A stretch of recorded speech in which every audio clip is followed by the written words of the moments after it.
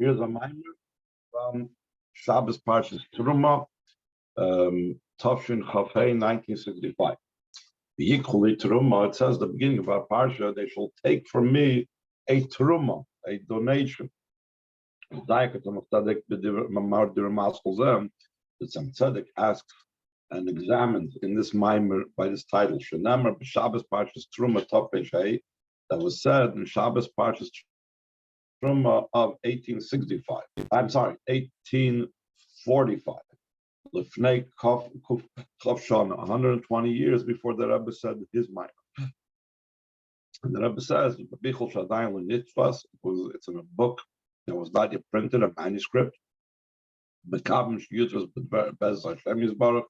And we're hoping it'll be printed with the help of Hashem as it was in one of the volumes of the Tzemach Tzedek's Ramon. We need to understand why in the pasuk at the beginning of our parsha it says 3 times it says trumas. V'yikhu truma, it says they shall take from me a truma.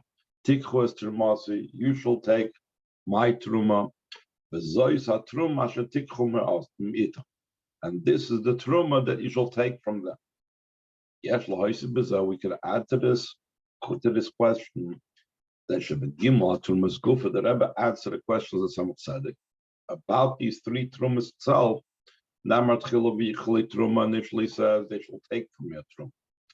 That's the way it describes the first time it uses the word truma. Radak la'achar is moisiv meis kol shidvan isha shidvan libut tikvat trumas. And after it says from every person that their hearts will donate, you will take my truma. Behind it, this means to say, where it says that they shall take from me a truma. The first time it says the word truma, it's not in such a way that it says that his heart will donate.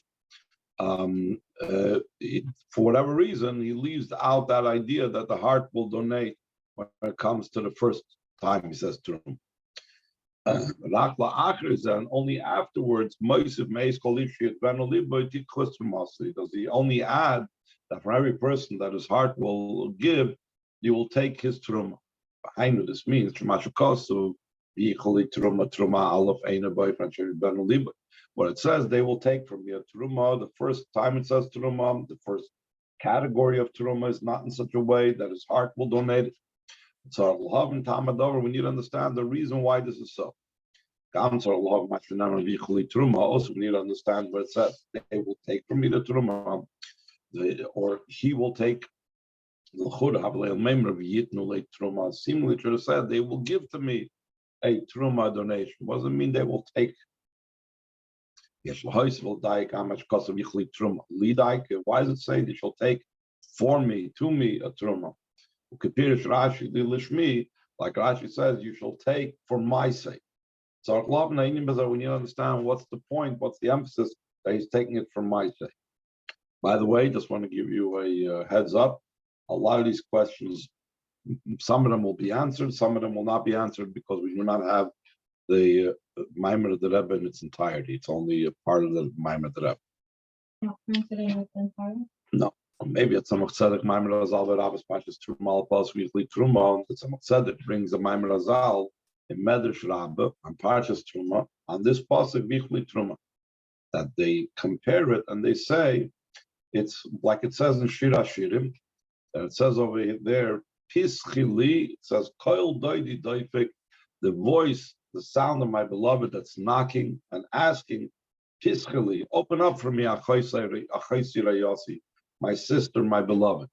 In other words, Hashem knocks on our door and he wants to be let inside. He doesn't want to be homeless. He wants to have a home. And the Medrash says, how long will I be going around without a home?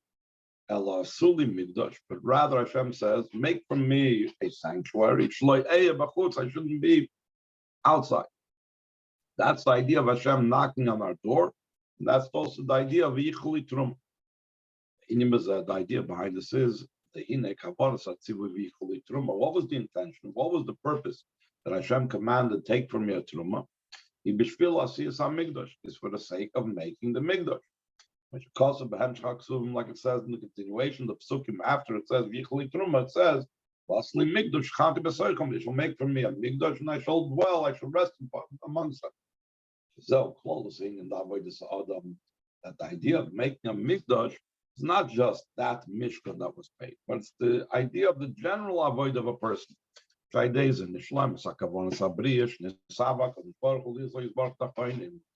through making a home for the Eibishter, it's fulfilled the intention of the whole entire creation that Hashem desired to have a home down here below. Ukadis of a medrash, like it's also brought down the medrash. Amarti lochem v'yichuli truma. I told you that you shall take the truma. For what reason? They said, B'shvil she'adur b'nechem. So I should be able to live. I should have a home amongst you. V'asuli migdash.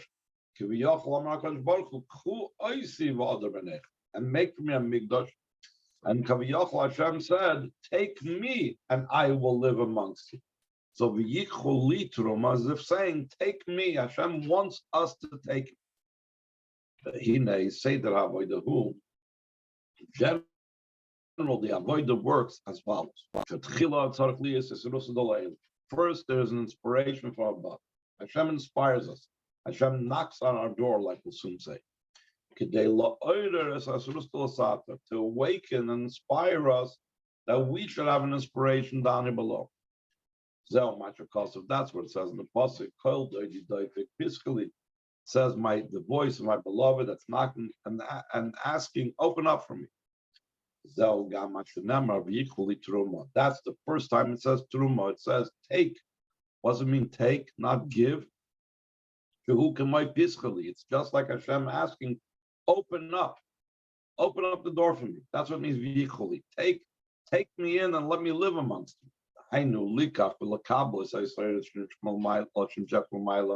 You should take and receive the inspiration that comes down from above. That's the focus on the first room. And now the Rebbe is going to elaborate upon it. Yes, Leviathan, that we could explain this. I'll be how you do them in my Baal Shem Tov saying according to what's known from the teaching in the statement of Baal Shem Tov, the Indian Abbaskel concerning there's a voice that comes from heaven, the Machrezes that daily proclaims Shuvu Banim, return my children. L'chura kasha, seemingly it's difficult. Baal Shem Tov asks, no person hears these voices from above. What is the effect? What is the point of these proclamations that are coming from above? So the Rebbe says, who brings from Baal Shem Tov, idea behind this is the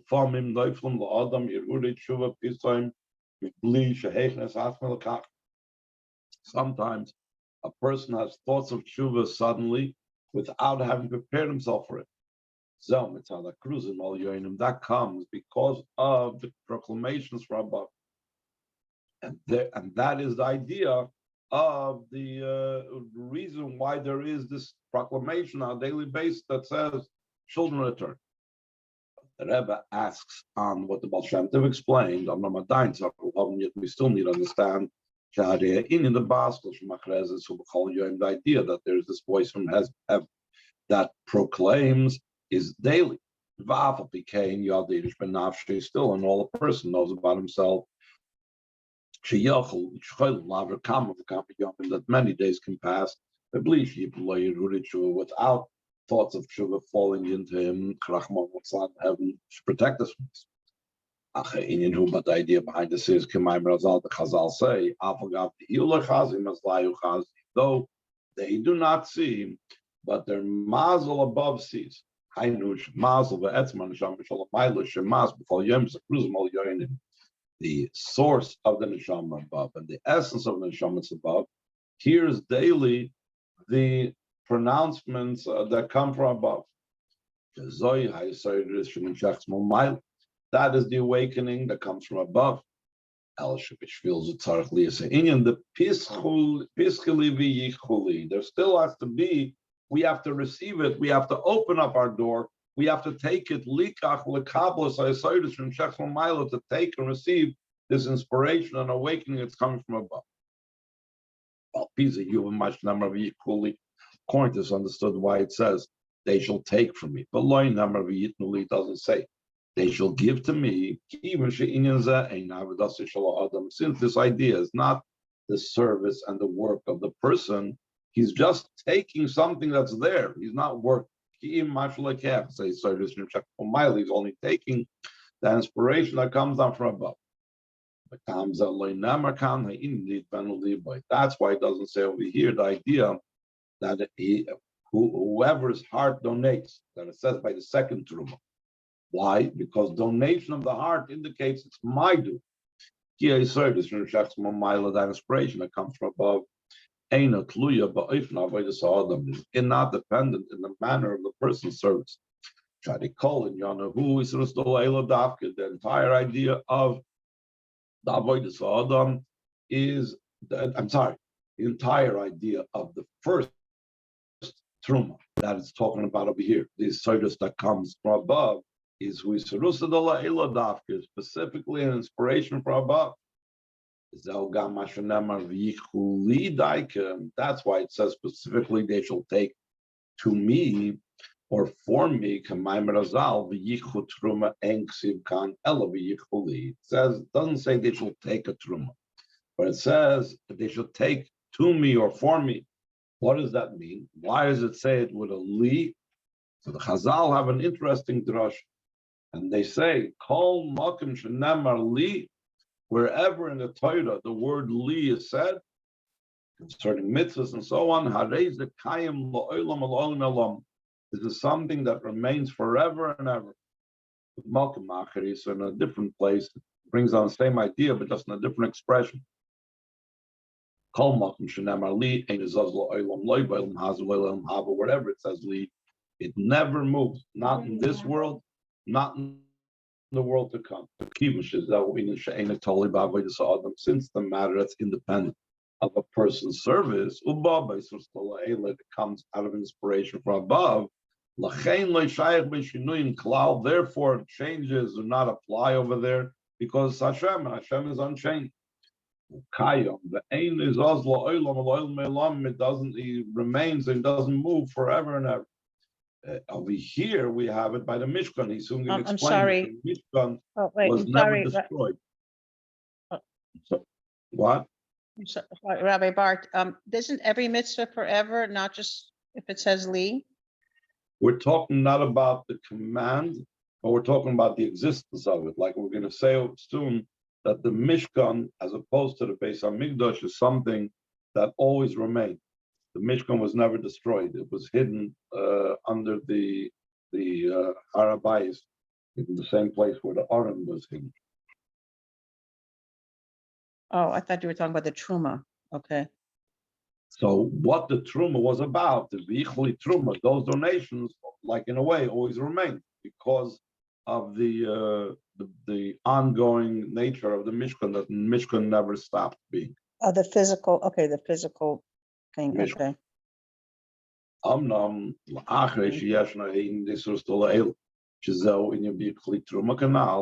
there's the idea of the inspiration from above.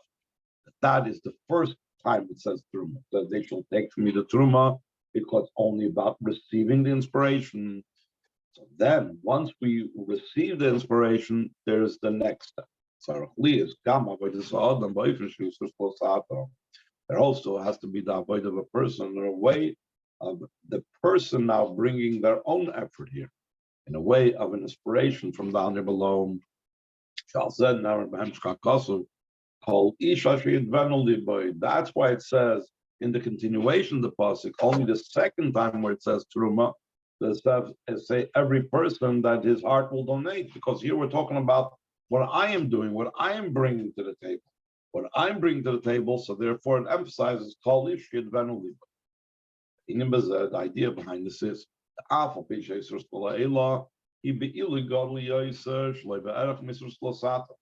though when Hashem inspires us, so since it's coming from Hashem, it's so much higher than an inspiration that I made on my own, being a self-starter. So seemingly, why would we need to bother with inspiration down here below? Let us just be happy with the inspiration that comes from Hashem. It's not enough to have that void only because of the inspiration from above. There also has to be the inspiration from down below. Could the Torah explain? Could the Torah when the avoid is only as a result of Hashem inspiring. Since this is a result of something that he was inspired from above, without preparing himself prior for it, without making himself a proper vessel, and therefore making himself a real, being able to now inspire himself as well. Once the inspiration leaves, so he's left with nothing. So then the inspiration passes and it has no ongoing existence. Therefore, that's also be the void of an inspiration from below. That's the idea. Every person that his heart will donate, indicating the idea that the truma also has to be from below. Appearing in Pratis Yosef Rabbi Sodom Gufa, the explanation is matter more specifically in the service of a person than the service of a yid. The Zohar brings down on the word truma two explanations. Pirish Aleph, one explanation in the word truma, they break it down. The truma who is Torah mem. The word truma can be a combination of the letters that would make up the word Torah and 40. Truma is referring to the Torah that was given the 40 days. The 40 days on which Rabbeinu was Har Sinai, you got the Torah. That's one explanation. Pirush Habeis, Truma hu trei memeya. Trei is the Aramaic for the word two, and meya, so Truma is like a mixture of these two words, 2 out of 100. What does the 2 out of 100 mean? So there's an idea in halacha having to do with the laws of truma, with agricultural laws, but there's the chassidus explanation of it. There's the pnimis HaTorah explanation. The koi, this trei memeya is referring to al beis pamim krishma shel shachris va'arbis. It's referring to the twice that we read krishma, in the morning and at night. Like we know, evening and morning, every day, constantly, twice, we say Ava, with love, we say Shema. Every time we recite Shema, there is 49 letters. What do we mean there's 49 letters in Shema?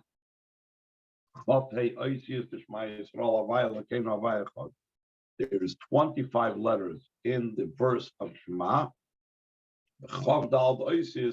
The Baruch Shem Kvayim Choslan Vod, and there's 24 letters in Baruch Shem. So you have 49 in the morning and 49 in the evening. Ubeis Pamim Emtes, Hem Tzadik Ches, twice 49, that's 98. V'adayin Chaser Trei Memeya. There's still missing 2 to bring it up to the full number 100. From 98 to 100, you're missing 2. What is those 2 that are missing, or what are those 2 that Truma stands for? There's the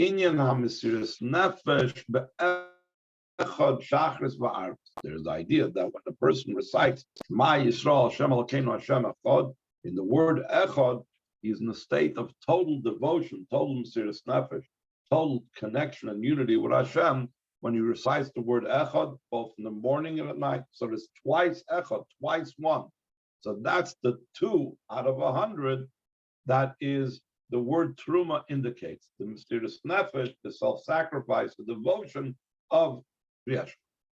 The Rebbe is going to explain the contrast between these 2 explanations in the Zohar, Truma as Torah, and Truma as the self-sacrifice and devotion that a Yid has for Hashem.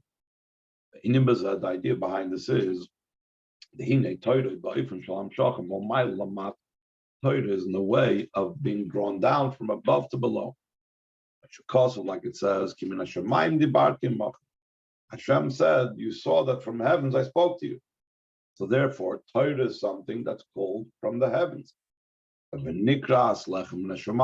also called bread from heaven. Torah is likened to the man, just like the man came bread from heaven, the same thing as Torah.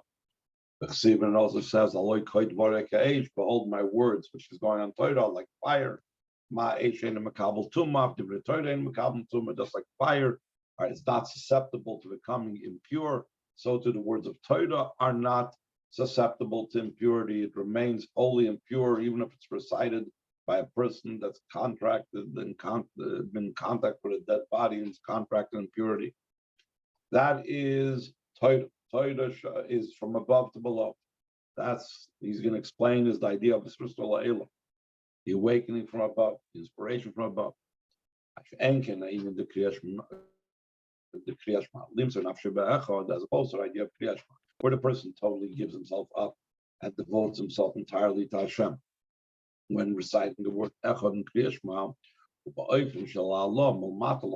in a way of an ascent and an elevation from below to above, coming from below to above. So this, the Rebbe says, is the two trumas that we just now spoke about.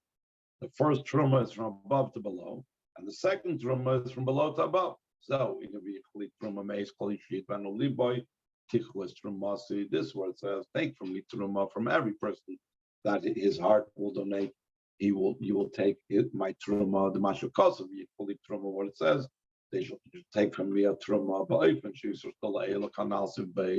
in a way of an inspiration from above, like we said before in the second chapter. Truma. That's the first explanation in truma. It's referring to the Torah that's in a way of drawing down from above to below. Where it says, from every person that his heart donated, you will take my truma. That's the idea of the service of a person by inspiration down here below. So what's the inspiration down here below in the service of a person to the Eibishter? It's the second explanation of Truma, but it's referring to the self-sacrifice and the devotion by reciting the word Echad. It's in such a way of an ascent and an elevation from below to above. Then the Rebbe goes on to say, even though beforehand we made a distinction and we said that the first Truma is going on the level of Torah, the second Truma is going on the level of davening or Siras Nefesh, which is really related one to another. The Rebbe is now going to show that in Torah itself, we can have both levels of Truma, the first Truma and the second Truma. Additional to this, we could say, the Mashakos of Tichus Trumasi, where it says, you will take my Truma. Torah is also referring to the idea of Torah. Although the idea of Torah is hinted in the pasuk, they shall take from me a truma, like we said before.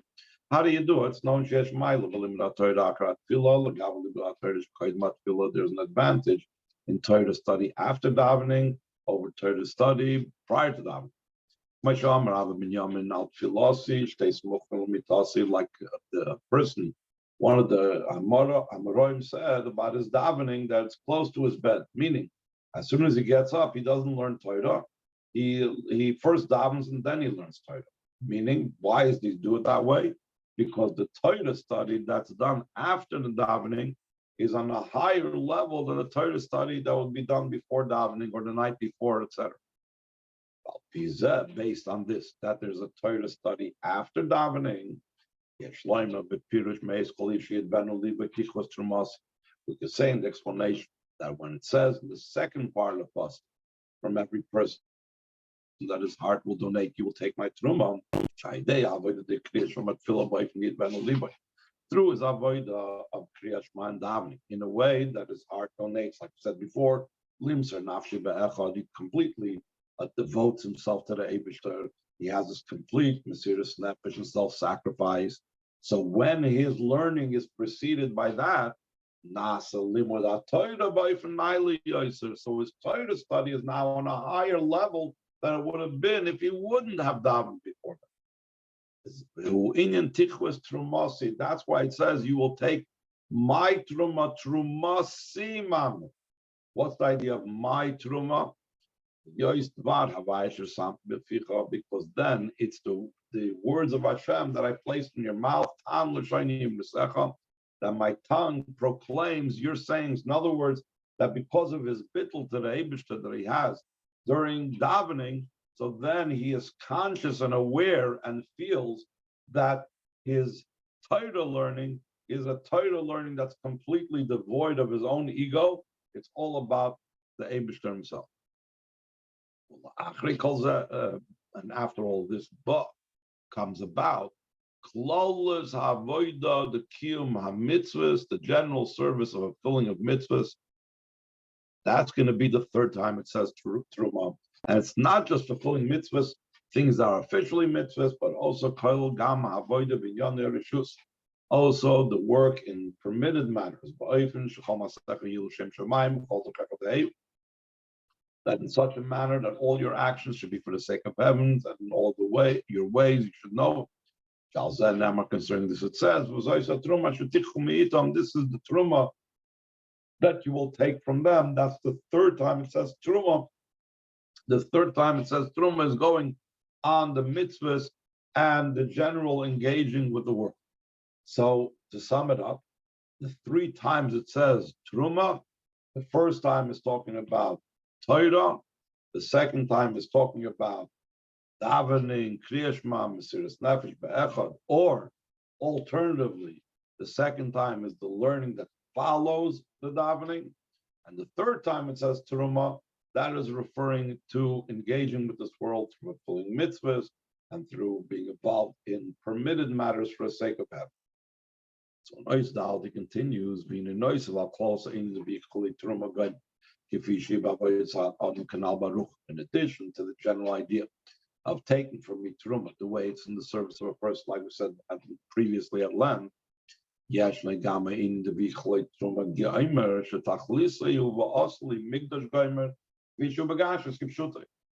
literal meaning. There's a simple meaning that they took a donation. What was the purpose of the donation? To actually make a base of Mikdash, a sanctuary, a mishkan.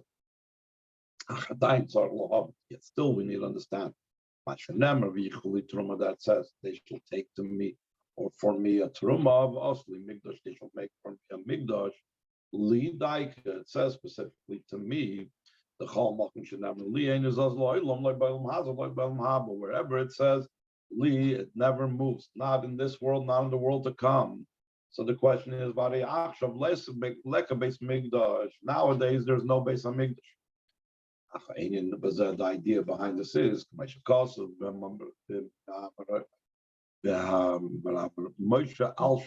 what it says from the Al Shachakod. Shemigdash ha'elyon hanikra migdash adnai, the supernal base of migdash, the migdash that's above in the spiritual realms. That's called the migdash of Hashem. Mechubar mamish lemigdash atach, is mamish joined with the base of migdash down here below. Similar idea, it says the city that's joined to it together. What's it mean, the city that's joined to it together? So the Chazal explain that the Yerushalayim of above, the spiritual Yerushalayim, is joined with the physical Yerushalayim down here below.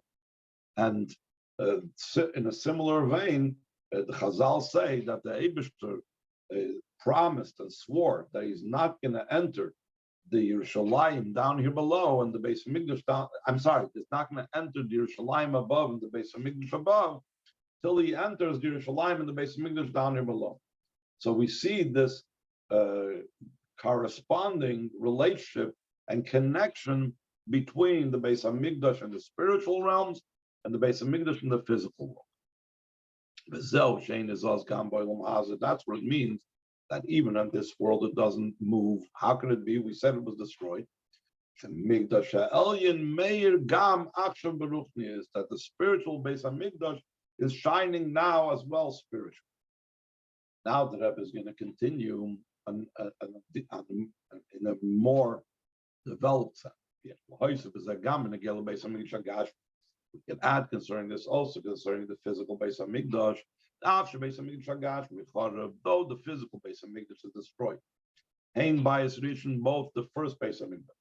It says concerning the first Beis Hamikdash that wasn't completely destroyed by the Goyim, but they just removed the roof, the ceiling. How much more so the second Beis Hamikdash? That its destruction was at such a degree that was raised till its foundation. That's all the Batei Migdash. Still more concerning the Mishkan, which is also called a Migdash, and therefore can also be part of what it says, also Li Migdash. Amr Chazal said, it was hidden under the tunnels of the Beis Hamikdash. As we know, the Rebbe always speaks about how there is an opinion that holds, and the Rambam brings us down in Halacha, that the Aron, and then there's some other things that are discussed, that they're also there, but that the Aron with the Luchas are hidden under the place of the Beis Hamikdash. Shlomo HaMelech had prepared these subterranean tunnels under the Beis Hamikdash to hide the Aron when the time came. So some of the other things that were hidden over there was also the Mishkan. Therefore, the existence of the Mishkan also exists physically. Sorry, I didn't move this up. Elishu Gonus Behelim, but it's hidden, concealed. We need to search for it. It's not only that, but going back on even the Beis Hamikdash, which was destroyed, someone who's a state and situation that he's in a shama of the world of Atzilus, he's able to see it even while it's concealed. But it's talking about the Mishkan or the Beis Hamikdash. And the fact that there's a person that doesn't see this, it's because of how low his state and situation is. And this is in general a low state and situation. Especially when we come to matters of sins, for sure that prevents us from seeing the Mishkan, the Beis Hamikdash. Then we have to put in even more effort. Similar to what the Alter Rebbe wrote. Because the idea of your sins separated between you and Hashem, a person needs to put in more effort to be able to arrive at the level of awe and fear of Hashem. Like it says in the pasuk, Mishlei, it says that you shall search it out like concealed treasures. Chazal explained, just like when a person is searching for a treasure that is concealed and hidden deep underground, that he digs after it with a lot of toil. So in addition to the fact that a person needs to improve their spiritual sight, that's not enough. It's a person also needs to request from Hashem, that Hashem should open up his eyes, and he should be able to see.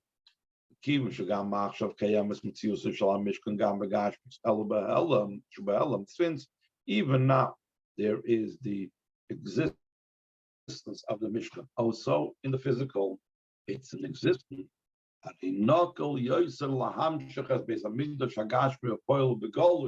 is easier to draw down the physical Beis Hamikdash in actuality and reveal if the Mishkan would not be existent physically. Then we need to have an incomparably higher level of avodah and toil to be able to draw it down physically. In other words, the Rebbe is explaining what benefit is there that there's an existence of a physical Mishkan if we don't see it, if the vast majority of Yidden don't see it. So he says, don't worry, the very fact that it exists makes it easier to bring it out to fruition, as opposed to if there would be no physical existence of the Mishkan that's related to Beis Hamikdash, then it would be much more difficult. So now getting back to what we're talking about in our parsha, this is what it says, V'yichuli Truma, they shall take me a Truma Goyim. Basli Migdash, you shall make Migdash Lidai. What's it mean? Why does it say Li? Like we said before, Shein Azaz Lo'ilam, it never moves. Since even now there exists the existence of the physical Mishkan, but it's concealed. Similar to what's explained in a Maimer Dal Rebbe, with the notes of the Samach Tzedek, and the Rebbe says that he mentioned that Shniskra Amorim Shalifne, that was mentioned by Morim, that the Rebbe said earlier that year, Vayikshel of Yehuda, he spoke about it. Concerning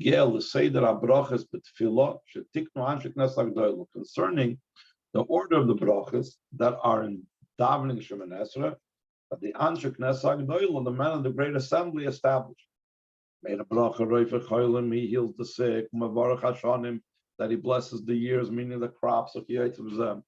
In a movement, seemingly it's not understood. At the other roim, we see sometimes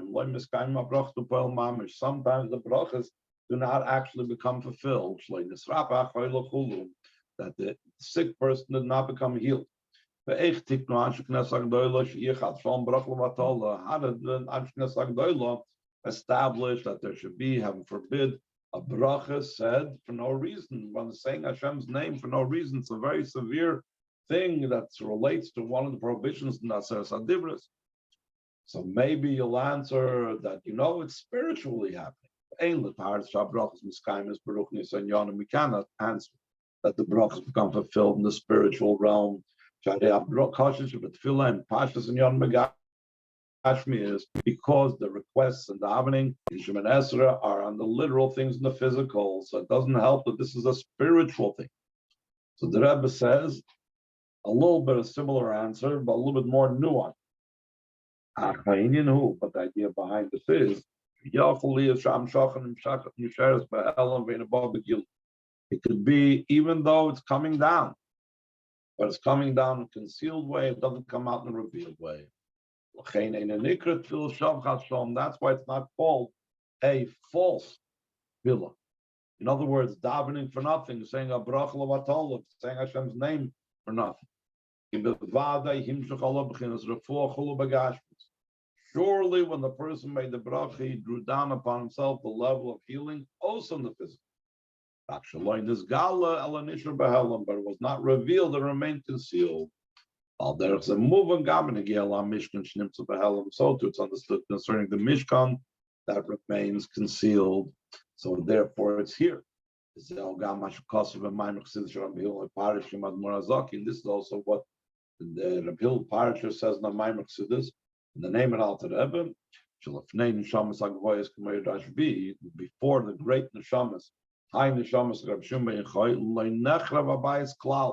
the destruction of the Beis Hamikdash did not take place whatsoever, because for them the Beis Hamikdash is down here in the physical world, but we are not meriting to see it.